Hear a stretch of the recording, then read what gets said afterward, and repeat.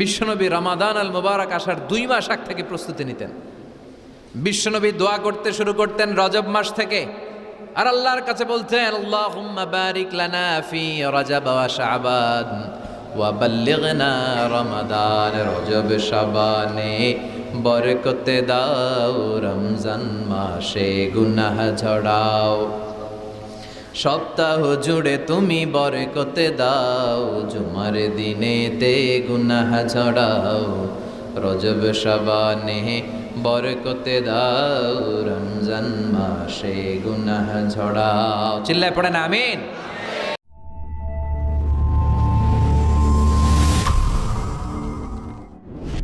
রমজান আসার 2 মাস আগে বিশ্বনবী রজব মাস থেকে রমজানের প্রস্তুতি নিতেন। আল্লাহু আকবার। আর পড়তেন, আল্লাহুম্মা বারিক লানা ফি রজব ওয়া শাবান। ও আল্লাহ, রজব আর শাবান মাসে আপনি বরকত দেন। ওয়া বাল্লিগনা রমাদান, রমজান মাসে পৌঁছে দেন। এখন যে মাসটা চলতেছে এটা কি মাস? হ্যাঁ, তাহলে রমজানের প্রস্তুতি নেওয়ার দরকার আছে না নাই? রমজানের 2 মাস আগ থেকে উনি প্রস্তুতি নিতেন। এরপরে ঈদ আসার আগে রমজানের প্রস্তুতি আছে না নাই? রমজানের ওই রোজার শেষে এলো খুশির ঈদ, তুই আপনাকে আজ বিলিয়ে দে শোন আসমানি তাকি। তোর সোনা দানা বালাখানা সব রাহে লিল্লা, দে জাকাতে মুর্দা মুসলিমের আজ ভাঙাইতে নিদ। পড়েন, রমজানের ওই রোজার শেষে এলো খুশির ঈদ, তুই পড়বি দের নামাজ রে মন সেই ঈদগাহে, যে ময়দানে সব গাজী মুসলিম হয়েছে শহীদ। রমজানের ওই রোজার শেষে এলো খুশির ঈদ। আলহামদুলিল্লাহ পড়েন। তার মানে নামাজের আগে প্রস্তুতি লাগে, রোজার আগে প্রস্তুতি লাগে, ঈদের আগেও প্রস্তুতি লাগে। এরপরে হজ যদি পালন করতে চান তারও প্রস্তুতির দরকার আছে না নেই? একজন হজ করবে, প্রস্তুতি লাগবে না? কি প্রস্তুতি লাগবে? হ্যাঁ, পাসপোর্ট লাগবে, হজের ভিসা লাগবে, তারপরে রেজিস্ট্রেশন করা লাগবে, আশকোনার হাজি ক্যাম্পে প্রশিক্ষণ নেওয়া লাগবে, রিয়াল কিনা লাগবে, ইজার কিনা লাগবে, রিদা কিনা লাগবে, বেল্ট কিনা লাগবে, হজের নিয়ম কানুন জানা লাগবে, ঠিক কিনা? দেখেন, নামাজের আগে প্রস্তুতি লাগে, রোজার আগে প্রস্তুতি লাগে, হজের আগে প্রস্তুতি লাগে, কিন্তু জাকাতের আগে লাগে না। হ্যাঁ, জাকাতের জন্য 1 বছর আগ থেকে প্রস্তুতি নেওয়া লাগে। আপনি কবে নিসাব পরিমাণ সম্পদের মালিক হলেন, ডায়েরিতে নোট রাখার দরকার আছে না নাই? এজন্য সবসময় ইবাদত করতে হবে একজনের, তিনি কে? প্রশংসা করতে হবে একজনের, তিনি কে? জিকির করতে হবে একজনের, তিনি কে? বিশ্বনবী বলতেন, লা ইয়াজালু লিসানুকা রাতবান মিন যিকরিল্লাহ, তোমার জিহ্বাটা যেন সবসময় আল্লাহর জিকিরে, আল্লাহর স্মরণে ভিজে থাকে। আবার বিশ্বনবী বলতেন, আহাব্বুল কালাম ইলাল্লাহি আরবা, আল্লাহর কাছে সবচাইতে প্রিয় কথা 4টি। কয়টি? সবাই বলেন কয়টি? 1 হচ্ছে সুবহানাল্লাহ, 2 হচ্ছে আলহামদুলিল্লাহ, 3 হচ্ছে লা ইলাহা ইল্লাল্লাহ, 4 হচ্ছে আল্লাহু আকবার। প্রথমটা কি? দ্বিতীয়টা? তৃতীয়টা? 4 নাম্বারটা? আবারও আওয়াজ করে সবাই পড়েন, প্রথমটা কি? দ্বিতীয়টা? তৃতীয়টা? চতুর্থটা? আহাব্বুল কালাম ইলাল্লাহি আরবা, আল্লাহর কাছে সবচাইতে প্রিয় কথা এই 4টা, সবচাইতে প্রিয় কথা। আর এই প্রতিটা কথার ভেতরে আল্লাহর নাম আছে না নাই? দেখেন, সুবহানাল্লাহ, আল্লাহ আছে, আলহামদুলিল্লাহ, লা ইলাহা ইল্লাল্লাহ, আল্লাহু আকবার, আছে না নাই? তার মানে জিকির করতে হলে ওই জিকিরের মধ্যে নাম থাকতে হবে কার? আল্লাহর নাম ছাড়া এদেশে অনেক জিকির আছে না নাই? লাফালাফি করে হুই হাই হুই হাই। জিকির হতে হবে তাদাররুআ ওয়া খুফিয়া, গোপনে, দুনাল জাহরি বিল কওল, চিৎকার চেঁচামেচি করে নয়। এদেশে অনেকে জিকিরও করে আবার বাসার আগায় উঠে যায়, আছে না নাই? আবার জিকির করতে করতে লাফাতে লাফাতে যিনি জিকির করে ওনার কাঁধের উপরে ওঠে, দেখছেন আপনারা? আমি এখন জিকির করাচ্ছি, তাসবিহ পড়াচ্ছি, আপনারা যদি লাফ দিয়ে আমার কাঁধে ওঠেন, আমি যাব কই? আল্লাহ রাসূল সাল্লাল্লাহু আলাইহি ওয়াসাল্লাম সাহাবাদেরকে নিয়ে তাসবিহ পড়ছেন, জিকির করছেন, কোন সাহাবারা লাফাতে লাফাতে খেজুর গাছের আগায়? এরকম পাওয়া যায়? অথবা সাহাবারা আবেগের চোটে লাফাতে লাফাতে আল্লাহ রাসূলের কাঁধের উপর, এরকম হয়েছে কোনোদিন? তাহলে এইরকম সিস্টেমে হুই হাই করে লাফালাফি করে কোনো ধরনের জিকির করা যাবে? জিকির করতে হবে হাতের কড়ায়, গুনে গুনে, ভদ্রভাবে। আব্দুল্লাহ ইবনে আমর ইবনে আস তিনি বর্ণনা করেন, রাআইতু রাসূলুল্লাহ সাল্লাল্লাহু আলাইহি ওয়াসাল্লাম ইয়াকিদু তাসবিহা বিয়ামিনি, আমি আল্লাহ রাসূলকে ডান হাতের গিড়ায় এভাবে আস্তে আস্তে তাসবিহ পড়তে দেখেছি। কোন হাতের গিড়ায়? নাকি বাম হাত? আমরা কোন পন্থী? সব নবীরা কোন পন্থী ছিল? জান্নাতে ঢুকবে কোন পন্থীরা? এজন্য ডানপন্থী হতে রাজি আছেন তো সবাই? ডান হাতের গিড়ায় তাসবিহ পড়বেন, রাজি আছেন?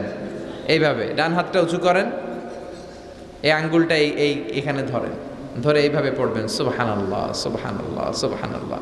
এই আঙ্গুলের গিরা কিয়ামতের দিন আপনার পক্ষে সাক্ষী দিবে। আমরা যেন বেশি বেশি আল্লাহর জিকির করতে পারি, আল্লাহ তৌফিক দাও। আমরা যেন আল্লাহর শুকরিয়া বেশি বেশি করতে পারি, আল্লাহ তৌফিক দাও। বিশ্বনবী দোয়া করতেন, আল্লাহুম্মা জাআলনি সাবুরা ওয়া জাআলনি শাকুরা ওয়া জাআলনি ফি আইনি সগীরা ওয়া ফি আ'য়ুনিন নাসি কাবীরা। হে আল্লাহ, আপনি আমারে ধৈর্যশীল বান্দা বানান, আল্লাহ আপনি আমারে শুকরগুজার বানান, আল্লাহ আমার চোখে আপনি আমারে ছোট বানান, মানুষের চোখে আপনি আমারে বড় বানান। আমিন পড়েন। আমরা শুকরগুজার হতে চাই না, আমরা অভিযোগ করি বেশি, কমপ্লেইন, এটা আল্লাহ আমার দিল না, ওইটা দিল না, এরকম অভিযোগ আছে না নাই? যে অবস্থানে আছে এটাতে খুশি না। এজন্য বিশ্বনবী বলতেন, উনজুর ইলা মান হুয়া আসফালা মিনকা, তোমার চেয়ে যে খারাপ অবস্থানে আছে তার দিকে তাকাও, তাইলে তোমার ভালো লাগবে। ওয়ালা তানজুর ইলা মান হুয়া আ'লা মিনকা, তোমার চেয়ে যে ভালো পজিশনে আছে ওর দিকে তাকিও না, যে খারাপ অবস্থানে আছে ওর দিকে তাকাও। তুমি তোমার অবস্থানে থেকে খুশি নাও, কিন্তু অনেকে আছে তোমার অবস্থানে পৌঁছার জন্য সে লড়াই করে যাচ্ছে আর সংগ্রাম চালিয়ে যাচ্ছে। তোমার জায়গাটাতে পৌঁছা, যেই জায়গায় বসে তুমি আল্লাহরে গালি দাও তোমার ভাল লাগে না, ওই জায়গাটায় আসা বসা অনেকের কাছে স্বপ্ন, অনেকের কাছে স্বপ্ন। শেখ সাদি রাহিমাহুল্লাহ, ওনার একবার আর্থিক দৈন্যতা যাচ্ছিল। ইরানের বিখ্যাত কবি বালাগাল উলা বিকামালিহি এর রচয়িতা, টাকা নাই, পয়সা নাই, পায়ে দেওয়ার মতো জুতা নাই। তো মনে মনে আফসোস, হায়রে আমি এত বড় কবি, আমার পায়ে দেওয়ার মতো জুতা নাই। তো আফসোস করে ঘর থেকে বেরিয়ে দেখে একজন ভিক্ষুক ভিক্ষা করে, তার দুইটা পাই নাই। শেখ সাদির পায়ে জুতা নাই, শেখ সাদির পায়ে কি নাই? আর ভিক্ষুকের কি নাই? পাই নাই। উনি সেজদায় পড়ে গেলেন, আল্লাহরে বললেন, আল্লাহ শুকর, আলহামদুলিল্লাহ অনেক ভালো আছি, অনেক সুখে আছি। এজন্য আপনার চেয়ে যে খারাপ অবস্থানে আছে ওর দিকে একটু তাকান। ঠিক যে মুহূর্তে আমরা এখন কি সুন্দর, শীত না গরম না, ওয়েদারটা খুব চমৎকার না? এই পরিবেশে যেই মুহূর্তে আমরা কথা শুনছি, ঠিক এই মুহূর্তে হাসপাতালের বেডে শুয়ে অনেকে মৃত্যুর প্রহর গুনছে। অনেকের ক্যান্সার, যার নেই কোনো অ্যান্সার, তার প্রতিটা সেলের ভিতরে জ্বালা, আমি টাকা চাই, পয়সা চাই, কত কিছু চাই, এটা লাগবে, ওইটা লাগবে, এটা চাই, ওইটা চাই। হাসপাতালের ওই ক্যান্সারের রোগীটা কিচ্ছু চায় না, ও শুধু বাঁচতে চায়। ও কি চায়? ও শুধু বাঁচতে চায়। এজন্য চাহিদার কোনো শেষ নাই। আল কানাআতু মিনাল ইসলাম, অল্পে তুষ্ট থাকার নাম ইসলাম। অল্প খাবো, অল্প পড়বো, অল্প জমাবো, অল্পের ভেতরে বরকত দিয়েছে কে? আর সবসময় শুকরিয়া করবো কার? রাজি আছেন তো? আমরা যেন আল্লাহর শুকরগুজার বান্দা হতে পারি, আল্লাহ তুমি তৌফিক দাও। যারা জান্নাতে যাবে আর যারা জাহান্নামে যাবে তারা কি কখনো সমান হতে পারে? The people of paradise and the people of hellfire, they never be equal ever. The people of paradise and heaven, they gain the ultimate success in life. যারা জান্নাতি তারাই আসল সফলতা অর্জন করেছে, দুনিয়াতেও সফল, আখেরাতেও সফল। চিল্লায় বলেন ঠিক কি না? এখন the decision is yours, সিদ্ধান্ত আপনার যে আপনি কই যাবেন, আপনি কই যেতে চান, জান্নাতে না জাহান্নামে? আল্লাহ আমরা যেন জান্নাতেও এরকম একত্রিত হতে পারি, তুমি তৌফিক দাও। বিষ্ণু বলেছেন, ইকরাউল কুরআন ফাইন্নাহু ইয়াতি ইয়াউমাল কিয়ামাতি শাফিআন লিআসহাবি, বেশি বেশি কোরআনের তেলাওয়াত করো, কারণ এই কোরআন কিয়ামতের দিন তোমাদের জন্য সুপারিশকারী হবে। কোরআন যদি আপনার পক্ষে আল্লাহর কাছে সুপারিশ করে, আল্লাহ এই সুপারিশ ফেলে দিতে পারবে? পররাষ্ট্রমন্ত্রী যদি মাননীয় প্রধানমন্ত্রীর কাছে কোনো বিষয়ে সুপারিশ করে, রেকমেন্ডেশন করে, মাননীয় প্রধানমন্ত্রী এই সুপারিশকে কি রিজেক্ট করতে পারবে? কথা বলেন। এজন্য কোরআনের সুপারিশ আমরা চাই কি চাই না? এটা এমন একটা কিতাব যেই কিতাবে কোনো ভুল নাই, যালিকাল কিতাব লা রাইবা ফি হুদাল লিল মুত্তাকিন। This is the book, the most authentic and original book, reliable book in the world, whereof there is no doubt in it and a guidance to those who are muttaqin. এই বইটা এমন বই যে বইয়ে কোনো ভুল নাই, কোনো সন্দেহ নাই। মুত্তাকিনদের জন্য পথ প্রদর্শনকারী হিসেবে বইটারে নাজিল করেছে কে? এই বইটার যেখান দিয়েই পড়েন হেদায়েত আছে না নাই, রহমত আছে না নাই, বরকত আছে না নাই, শিফা আছে না নাই। এই কিতাব পড়ে অসুস্থ ব্যক্তির গায়ে ফু দিলে সুস্থ করে কে? তার মানে এর মধ্যে শিফা আছে। সুবহানাল্লাহ পড়েন। সূরাতুল ফাতিহারে বলা হয় সূরাতুশ শিফা। সূরাতুল ফাতিহা পড়ে অসুস্থরে ফু দিলে সুস্থ করে কে? বিশ্বাস হয়?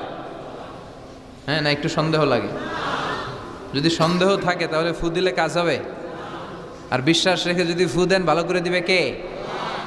এমন এক কিতাব, এই কিতাব পড়লে সওয়াব, এই কিতাব ধরলে সওয়াব, এই কিতাবের জন্য মরলেও সওয়াব। ঠিক কি না? এমন এক কিতাব আল্লাহ দিলেন। এই কিতাবকে আল্লাহ বললেন নূর, আলো। আলোর সাথে তুলনা করেছেন। কিতাবুন আনজালনাহু ইলাইকা লিতুখরিজান নাসা মিনাজ যুলুমাতি ইলান নূর।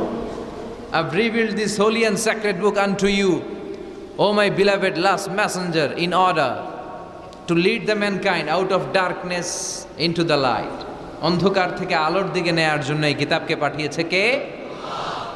এই কিতাব পড়লে, এই কিতাব মানলে, বুঝলে, এই কিতাবের বাস্তবায়ন সমাজে ঘটালে সমাজটা আলোকিত হবে। ঠিক কি না? আমরা একটা আলোকিত সমাজ চাই কি চাই না? যে সমাজে এই কিতাব দিয়ে আইন করা হয়, এই কিতাবের আইনে সমাজে আইনটাকে বাস্তবায়ন করা হয়, ওই সমাজে কোনো ধর্ষণ থাকে, কোনো দুর্নীতি থাকে? ওই সমাজটা হয় মদিনার সমাজ, ওই সমাজটা হয় শান্তির সমাজ। এজন্য আমরা যেন কোরআনের সাথে সম্পর্ক বাড়াই, প্রতিদিন যেন কোরআনের তেলাওয়াত করি, একটি করে হলেও কোরআনের আয়াতের বঙ্গানুবাদ যেন আমরা পড়ি। পারা যাবে? সবাই পড়ে ইনশাআল্লাহ।